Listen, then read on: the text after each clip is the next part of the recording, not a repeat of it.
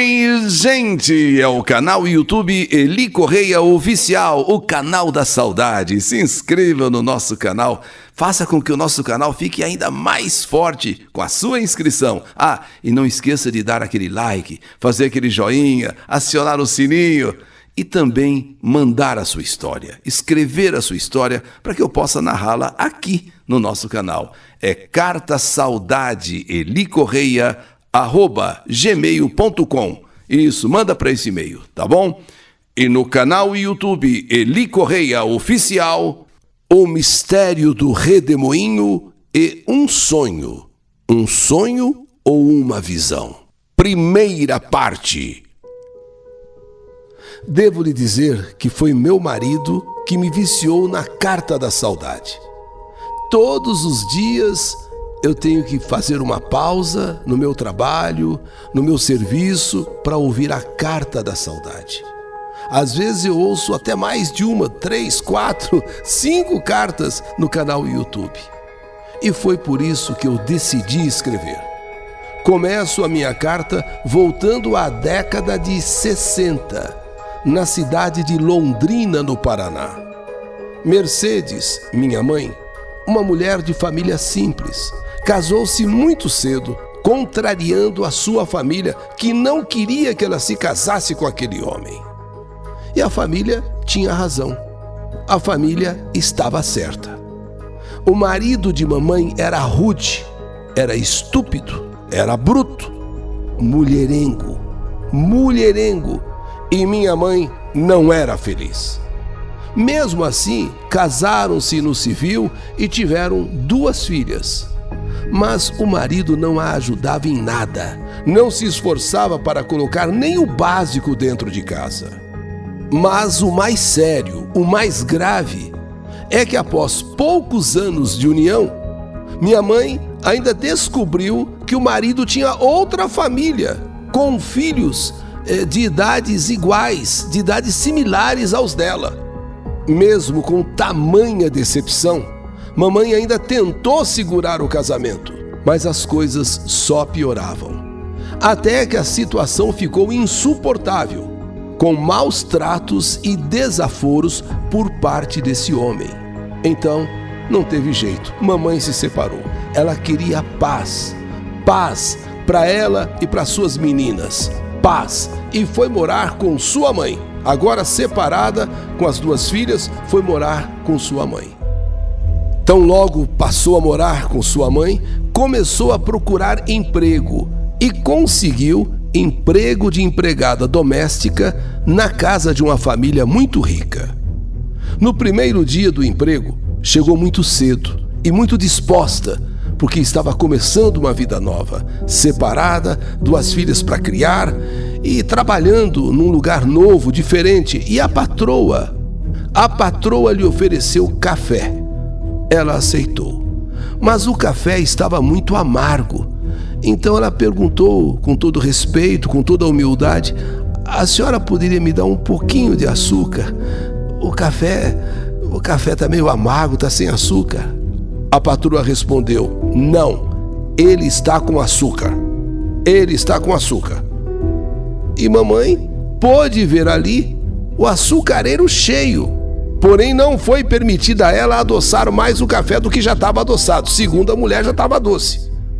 E mamãe ficou ressentida com a avareza desta patroa e foi trabalhar então calada. Nem almoçou, trabalhou muito, deixou a casa um brinco impecável, como a patroa nunca tinha visto. Tanto é que a patroa disse: parabéns pela limpeza, nunca tive empregada tão eficiente. Te espero amanhã no mesmo horário. Mas minha mãe respondeu: por favor, a senhora acerta o meu dia de trabalho, pois amanhã eu não voltarei para cuidar da sua casa. A minha casa é pobre, mas não falta açúcar, e de amarga já basta a vida. A patroa ficou chocada.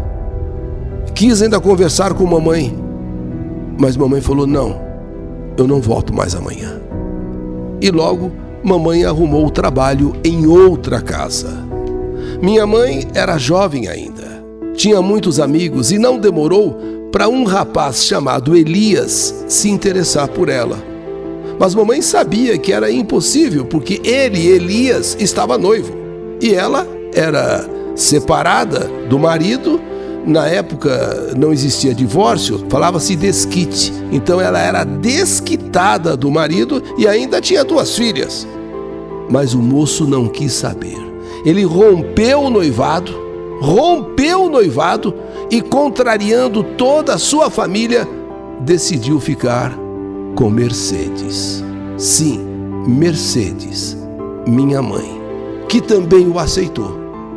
Ele então comprou uma casinha, tornou-se o marido exemplar de mamãe e pai dedicado das 2 meninas que nem eram dele. Eles tiveram 2 filhos, eu e meu irmão. Mas eu era pequena ainda quando nossa família decidiu mudar de Londrina para São Paulo. Ao chegar em São Paulo, fomos morar próximos ao Ipiranga, no Jardim Clímax, numa casinha humilde, mas confortável. Meu pai montou o seu próprio negócio e minha mãe foi trabalhar em casa de família novamente, só que agora em São Paulo, uma família de médicos, onde todos a respeitavam e a queriam bem. E nossa educação e cuidados ficaram por conta de nossa irmã mais velha, filha do primeiro casamento de mamãe. Mas puxa, como essa minha irmã era brava, nos corrigia na base das chineladas. Eram outros tempos e podíamos ser corrigidos dessa forma, na base da chinelada. Mas a verdade é que fomos muito bem cuidados e educados pela nossa irmã, apesar de sua braveza. Num verão, papai resolveu tirar férias e me levou junto com ele lá para o Paraná, para visitarmos a família em Londrina. Era muito bom ficar com o papai. Ele não me dava broncas, ele não me falava não, ele nunca falava não, e com ele tudo era permitido. Se eu fizesse algo errado, o máximo que ele falava era: Kika, não pode fazer isso, filha. Ele falava com a calma: Kika, não pode fazer isso, minha filha. Até hoje ele me trata assim. Ficamos muitas semanas fora, visitamos todos os tios, todos os compadres e comadres de papai, passeamos muito, foi tudo muito bom lá em Londrina. Quando retornamos para casa depois das férias, um dia de imenso calor, encontramos mamãe na cama e debaixo de uma montanha de cobertas e com febre altíssima. Ela achava que estava com gripe. Ela melhorou, mas ela passou a ter esses mesmos sintomas quase todos os dias. Muitas vezes ficou recorrente: tosse, febre, dores, crises e falta de ar. Como ela trabalhava na casa de médicos, foram feitos muitos exames, porém não se chegava a um diagnóstico exato. Então ela começou a ser medicada como sendo bronquite. Até que algumas coisas estranhas começaram a acontecer. O sobrenatural entrou em nossa vida. Meu irmão passou a ter pavor de dormir sozinho e só queria dormir com os meus pais. E minha mãe com suas crises e falta de ar. Até que o meu irmão começou a ter pesadelos e começava a gritar: Mãe! Mãe! Mãe! Ele está matando a mamãe! Ele está matando a mamãe! Não, não! Minha mãe não! Ele está matando a mamãe! Com esses berros, ele acordava todos de casa. Meu irmão dizia ter visões de um homem com mãos grandes, muito grandes, apertando o pescoço da nossa mãe. Meu pai tentava explicar que aquilo era pesadelo. Isso é pesadelo, meu filho, isso é pesadelo. E procurava acalmá-lo para voltar a dormir. Mas a verdade é que ficava um clima sinistro depois em nossa casa. E isso se repetiu muitas vezes. Alguns meses se passaram e eu acabei tendo uma experiência estranha. Eu dormia tranquilamente quando comecei a sentir uma respiração do meu lado. Acordei com meu coração disparado. Aquela respiração do meu lado me fez acordar e assustada. Tentei até me esconder no travesseiro. Apertei o travesseiro contra a minha cara e me lembrei do homem, com mãos grandes, apertando o pescoço da minha mãe, conforme as visões do meu irmão. Nisso, eu que estava dormindo com 2 cobertores, comecei a sentir um a um ser tirado de mim. Um a um, como se alguém estivesse tirando aqueles cobertores. A primeira coberta foi tirada. A segunda, eu pensei, meu Deus do céu, o que é isso? O que é isso? Até que tomei um tapa na perna, pá! E num só pulo, eu consegui acender a luz, quase infartando, e gritei, paiê! Paiê! Pai! Pai! Ele veio na hora correndo. O que está acontecendo, pelo amor de Deus? Essa casa está virando um pandemônio. E tentou me convencer de que também era um pesadelo. Isso é um pesadelo. Olha, de um lado é seu irmão, de outro lado é você. Eu me acalmei. Mas a marca do tapa que eu levei na perna ficou. Olha aqui. Não, isso aí você bateu em algum lugar. Por conta disso, eu nunca mais consegui dormir no escuro. Minha mãe, mesmo medicada, só piorava. Não conseguia mais trabalhar. E estava sem disposição, perambulando pela casa com meias de lã grossas, quieta, não se alimentava mais, estava desenganada, entregue a esta doença misteriosa. Dava pena ver aquela mulher que era tão ativa, ali, largada, quase que vegetando. Um dia, uma vizinha, vendo o estado da minha mãe, perguntou se podia apresentar uma amiga. Dissemos que sim. E assim, Meire veio até a nossa casa com essa nossa vizinha no outro dia. Meire, uma mulher muito bonita, refinada, esguia, com longos cabelos lisos e negros. Uma pessoa de presença muito marcante. Tinha um olhar que parecia ser sincero. E a sua voz era firme e segura. Ela disse que era médium e perguntou para minha mãe se ela se lembrava o dia em que essas crises começaram. Mamãe se lembrou que foi quando eu e papai estávamos viajando de férias. Ela voltando do trabalho, nós viajando de férias. Quando ela estava chegando perto da nossa casa, ela viu um redemoinho de poeira se formar. Ela contou isso para Meire, esta mulher. Eles estavam viajando, estavam de férias lá no Paraná, e eu chegando em casa do trabalho, um redemoinho de poeira se formou. E eu tentei me esquivar desse redemoinho. Ela tenta então se esquivar, mas parecia que o redemoinho a seguia. Ela começou a se esquivar, começou a correr, o redemoinho vinha pra cá, pra lá, pra cá, pra lá, até que ela foi envolvida pelo redemoinho por alguns segundos. E depois, o redemoinho se desfez, acabou. Ao entrar em casa, disse ela, já sentiu o seu corpo estranho e achou que tivesse pego um resfriado ou coisa do tipo. A médium escutou e disse que voltaria no dia seguinte, pois só teria como ajudar mamãe depois de consultar os espíritos, seus guias de trabalho. No dia seguinte ela voltou e preparou toda a casa para algo que ela disse ser um trabalho pesado.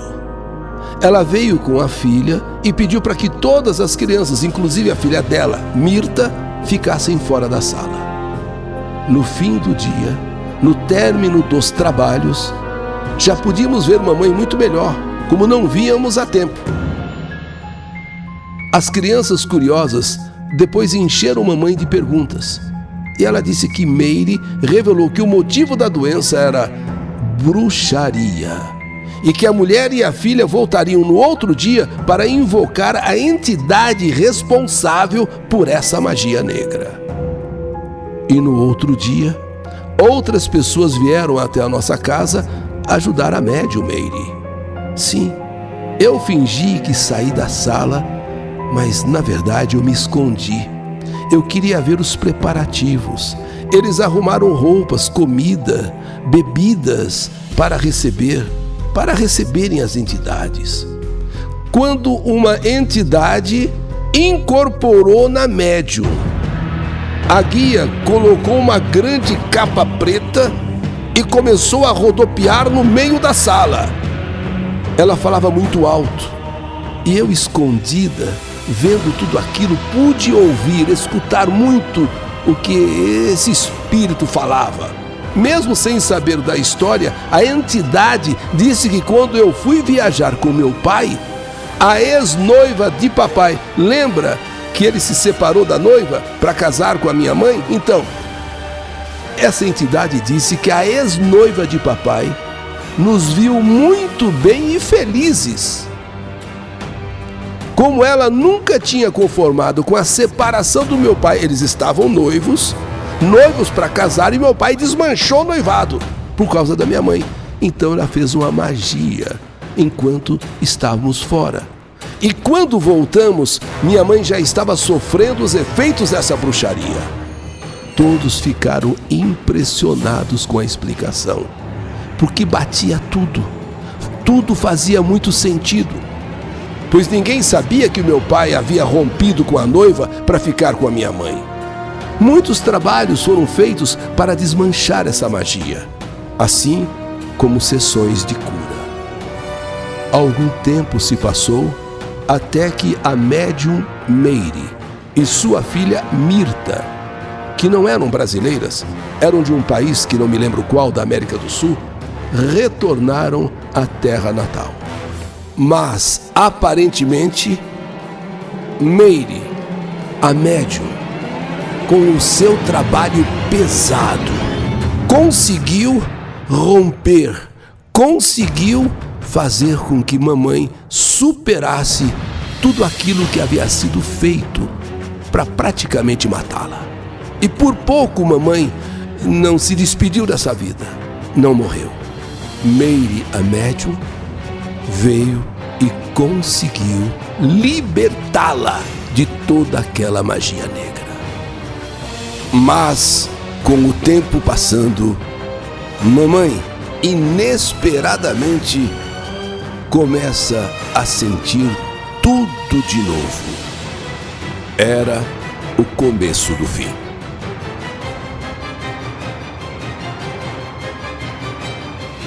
O mistério do redemoinho, o mistério do mal. Primeira parte. História do canal YouTube Eli Correia Oficial.